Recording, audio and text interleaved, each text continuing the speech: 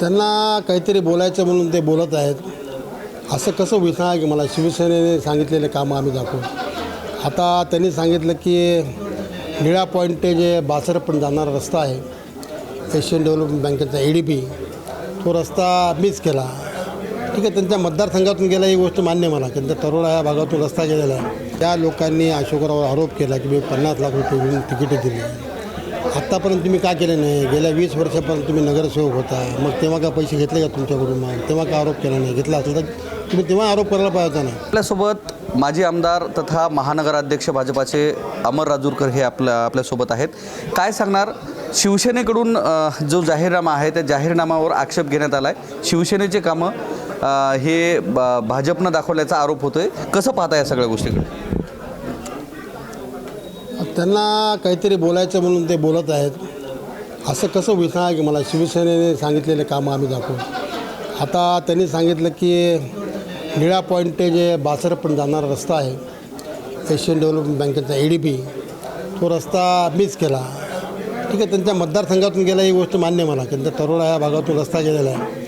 पण जेव्हा अशोकराव चव्हाण साहेब बांधकाम मंत्री होते, त्यांनी हा 1300 करोड रुपयाचा रस्ता नांदेड निळा पॉईंटपासून ते बासरपर्यंत जाण्याचा, त्यात म्हणजे विविध म्हणजे मुदखेड तालुका असो, नायगाव तालुका असो, धर्माबाद तालुका असो, असं करून पूर्ण 4 जिल्ह्यात म्हणजे पूर्ण आपला हा भाग, इकडचा भाग पूर्ण जोडण्याचं काम या रस्त्याच्या माध्यमातून होणार आहे.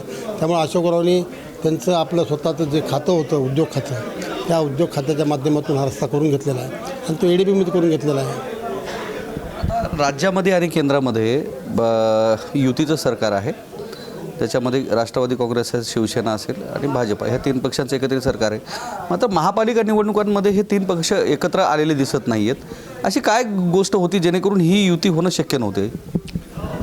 भारतीय जनता पक्ष नेतृत्वाने आम्हाला सांगितलं होतं की तुम्ही शिवसेनेबरोबर युती करा म्हणून. असा प्रस्ताव आहे आम्ही दिला. आम्ही जवळपास आमच्या 4 फेऱ्या झाल्या. दोन्ही आमदार त्याकरता इच्छुक होते युती करायसाठी. पण जागा त्यांची मागणी होती की आम्ही आमदार आहोत, आम्हाला एवढ्या जागा द्या, ते देणं आम्हाला शक्य नव्हतं. कारण काय की मागच्या निवडणुकीमध्ये आमच्या जवळपास अशोकराव चव्हाण साहेबांबरोबर 50 लोकांनी ह्या भारतीय जनता प्रवेश केला. त्या 50 लोक आणि जुने भाजपचे 6 लोक असे जवळपास आमचे होते. आम्ही तेवढ्या जागा सोडून बाकीच्या घराला तयार होतो आणि त्यांना ऑफर दिली होती की बाबा आपण पक्ष न पाहता फक्त विनिंग ह्या कॅटेगरीवर आपण जागा कॉम्प्रोमाइज करू म्हणून सांगितलं, जेणेकरून आपली सत्ता ह्या नांदेडच्या महापालिकेत आली पाहिजे. त्याकरता आम्ही सांगितलं होतं. पण त्यांना ती गोष्ट पटली नाही किंवा तुमच्या आजूबाजूच्या लोकांना त्यांना होऊ दिली नाही, ही युती होऊ दिली नाही काही लोकांनी. तर आडकाठी करायचा प्रयत्न केला. 25-30 जागा मागितल्या. लढण्यासारख्या जागा 60च होत्या. त्यामध्ये चांगल्या जागा 60 जागा होत्या. त्यामध्ये 25 जागा मागितल्यानंतर आमचे कार्यकर्ते काय करणार? आपण जे म्हणत आहेत की काही लोकांनी युती होऊ दिली नाही, हे काही लोक कोण आहेत? म्हणजे शिवसेनेमधले काही लोक, म्हणजे हेमंत पाटलांनी ही युती शक्य होऊ दिली नाही असं वाटतं? हेमंत पाटलांबरोबर बोलणार नाही, ते माझे मित्र, त्यांच्याबद्दल बोलू शकत नाही. काही लोकांनी होऊ दिली नाही. आता ते कोण आहेत तुम्ही ओळखून घ्या, कोण आहेत काय नाही. बरं, ज्या पद्धतीनं तिकीट वाटपावरून पैसे घेतल्याचा आरोप होतोय, 50 लाख रुपये वाटले आणि नंतर उमेदवारी वापस घेण्यासाठी 1 कोटी दिले, अशा पद्धतीचे आरोप होत आहे. आणि कधीकाळी ते भाजपचेच लोक होते किंवा अशोक चव्हाणांचेच लोक होते, तेच लोक आज आरोप करतात. तुम्ही ह्या गोष्टीकडे कसं पाहता? कार्यकर्त्यांची समजूत काढण्यास शक्य नाही झालं का? ऐकून घ्या, ज्या लोकांनी अशोकरावर आरोप केला की मी 50 लाख रुपये घेऊन तिकीटे दिली, आत्तापर्यंत तुम्ही का केलं नाही? गेल्या 20 वर्षापर्यंत तुम्ही नगरसेवक होता, मग तेव्हा का पैसे घेतले का तुमच्याकडून? मग तेव्हा का आरोप केला नाही? घेतला असेल तर तुम्ही तेव्हा आरोप करायला पाहिजे होता ना. आज तो प्रभाग जे आहे, प्रभाग क्रमांक 16, हा भारतीय जनता पक्ष एकदम अतिशय चांगला प्रभाग झालेला आहे. त्या भागामध्ये हिंदू माइंडेड लोक आहेत. त्या भागावर भाजपचं वर्चस्व आहे. त्या भागातून उमेदवारी मिळावं म्हणून जवळपास 60 ते 70 लोकांनी त्या ठिकाणी उमेदवारी मागितली. त्यातले आम्हाला 4 जणांना द्यायची होती. त्यात पुन्हा विविध जातीचं समीकरण आहे, कोणता समाज जास्त आहे काय नाही, सगळं बघून प्रत्येक समाजाला नेतृत्व देणं आम्हाला गरजेचं होतं. त्याच्यामध्ये काय झालं नसेल आणि झालं नसल्यामुळे ते रागाच्या भरात बोलले असतील. ते भाजप पक्षानं बरेचसे जे उमेदवार दिलेत ते गुन्हेगारी लोक आहेत, त्यांना उमेदवारी दिल्याचा आरोप होतोय. एक तर बियाणी हत्याकांडामधला आरोपी असणाऱ्याच्या भावाला उमेदवारी दिल्याचा आरोप होतोय. तर ह्या गोष्टी तपासल्या नाही का पक्षानं?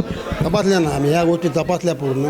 आम्ही बघितलं की आम्ही ज्या माणसाला तिकीट दिलं तो खरंच गुन्हेगार आहे का, ते एकत्र राहतात का, ह्या सर्व गोष्टी केल्या. त्याचा भाऊ त्याच्यासोबत राहत नसेल, त्याचा भाऊ गुन्हेगार असेल तर दुसऱ्या माणसाला का तुम्ही हे करता सांगा तुम्ही? त्याचा भाऊ भावाबरोबर तो राहत असेल, एकत्र कुटुंब असेल समजा, आणि त्याचा भाऊ गुन्हेगार असेल आणि त्यांनी कोणाचा मर्डर केला, अशा माणसाला आम्ही उमेदवार देऊत का? एवढं तर भाजपमध्ये लोक चांगले आहेत ना, की असं तर होऊ देणार नाही की बाबा एखाद्या माणसाच्या फारच म्हणजे घरी राहणाऱ्या माणसाने खून केला आणि त्या माणसाच्या भावाला तिकीट द्या, असं झालेलं नाही आहे, अजिबात झालेलं नाही आहे. आम्ही पूर्ण माहिती घेऊनच पूर्ण आम्ही उमेदवारी दिलेली आहे. विरोधी पक्ष पोलीस रेकॉर्ड चेक करून सगळ्याला उमेदवारी दिलेली आहे आम्ही. विरोधी पक्षाकडून असाही आरोप होतो की भाजपा पक्षामध्ये पक्षांतर्गत सुद्धा वाद आहेत आणि त्याच्यानुसार जिल्ह्यामध्ये अशोक चव्हाण प्रायव्हेट लिमिटेड अशी भाजपा झाल्याचा आरोप होतोय. असं अजिबात नाही आहे. भारतीय जनता पक्षामध्ये पूर्ण कोर कमिटी आहे. कोर कमिटी बसून निर्णय करते. त्यानंतर आपल्याला योग्य वाटलं ती जागा वर पाठवून वरच्या लेवलला निर्णय होतो. असं काहीच नाही. अशोकराव चव्हाण असं कधी करणार नाहीत. आमच्याकडे आम्हाला काही हेच नव्हतं लक्षात. आम्हाला फक्त एकच होतं की ह्यावेळेस आम्हाला भारतीय जनता पक्ष सत्ता आपल्या महापालिकेत आणायची आहे. त्याकरता विजयी होणारा उमेदवार एवढंच आमच्या पुढं लक्ष होतं आणि त्याप्रमाणे आम्ही जुना आहे की नवा आहे की कुठलं बघितलं नाही, काळा गोरा काहीच बघितलं नाही. फक्त विनिंग होणाऱ्या कार्यकर्त्याला आम्ही उमेदवारी दिलेली आहे. या निवडणुकामध्ये आरोप प्रत्यारोपाचं राजकारण होताना पाहायला मिळते. कुणी म्हणते की अशोक चव्हाणांनी भाजपा हिरवी केली असं बोललं जाते, तर कुठंतरी ऑडिओ क्लिप व्हायरल होताना पाहायला येतात. मुस्लिमांचं वोट नाही पाहिजे, हिंदूंची मोठ बांधायला पाहिजे, अशा गोष्टी होत असतात. मुस्लिमांच्या मतांची खरंच या आता सत्ताधारी पक्षांना गरज राहिली नाही असं वाटते का? हे काय नांदेड ती भाजपा हिरवी झाली ही गोष्ट आमचे मित्र प्रताप चिखलीकर यांनी ही गोष्ट मांडली. म्हणजे प्रताप पाटलांना विनंती आहे की बाबा तुम्हाला वाटतं ना असं की बाबा नांदेडमधले जे काही काँग्रेसचे लोक होते ते MIMमध्ये गेलेत, होते का आमच्यामुळे गेलेत का? गेले तर तुम्ही थांबवायचं असतं ना, तुमच्या पक्षात घ्यायचं असतं त्यांना. आता ज्या प्रत्येक लोकांना कसं आहे की बाबा मी कसा निवडून येईल, काय येईल, तो नगरसेवक ज्याला व्हायचं त्याला प्रत्येकाला आपलं भविष्याचं पडलेलं असतं. कोणी MIMमध्ये गेलं, कोणी काँग्रेसमधून भाजपमध्ये आलं. ज्याला त्याला आपलं भविष्याचं पडलेलं, त्यांना वाटलं की बाबा MIMमध्ये गेला तर निवडून येतो, त्यामुळे ते तिकडे गेले. पण तुम्ही तर नेते होता ना की तुमची पार्टी तर फार सेक्युलर पार्टी ना, अजित पवारांची पार्टी राष्ट्रवादी सेक्युलर आहे. तुम्ही जायचं असं सांगायचं तुमच्या पक्षात घ्या. तुम्ही घ्यायचं असतं, आम्ही काय रोखलो होतो तुम्हाला घ्यायला? तुम्ही घ्यायचं असतं. हिरवी होऊ जायचे तुमच्याकडे घ्यायची, तरी काय तुमच्याकडे घेऊन तुम्ही त्यांना. ज्या पद्धतीचे आरोप होतात, आता बालाजी कल्याणकरांना असा आरोप केला की मला फक्त 6च उमेदवार देण्याचा अधिकार दिला, मी 3000 कोटीचे काम केलेत, मला 2 उमेदवार 1000 कोटीमध्ये पडलेले आहेत आणि माझे उमेदवार पळवण्याचं पाप भाजपनं केल्याचा त्यांनी आरोप केला. ही पळवापळी भाजपनं केली म्हणले. अशी पळवापळी कधी होत नसतं, लक्षात ठेवा. ह्या बोलायच्या गोष्टी पळवापळी. कुणाला तिकीट दिल्यानंतर कुणी कसं विड्रॉ करतो मला सांगा ना. काहीतरी स्वतःचा विचार करून त्यांनी विड्रॉ केला असेल ना. त्यांना वाटलं असेल की भविष्य आपलं योग्य नाही आहे तिथं, आपल्याला जरी AB फॉर्म मिळाला ते आपण निवडून येऊ शकत नाही असं त्यांना वाटलं असेल, म्हणून त्यांनी ते विड्रॉ केलं ना. असं कुणीही कोणाचा AB फॉर्म दिलेला माणूस विड्रॉ करत नसतो. त्या माणसाला जेव्हा आपल्याला शाश्वती नसते तेव्हा माणूस निर्णय घेतो.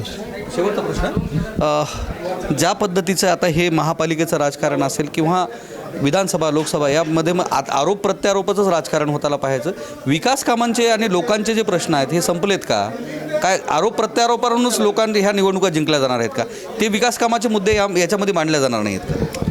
ऐकून विरोधी पक्ष जे आमचे मित्रपक्ष आहेत तेच लोक सध्या अग्रेसर आहेत आरोप प्रत्यारोप करण्यामागं.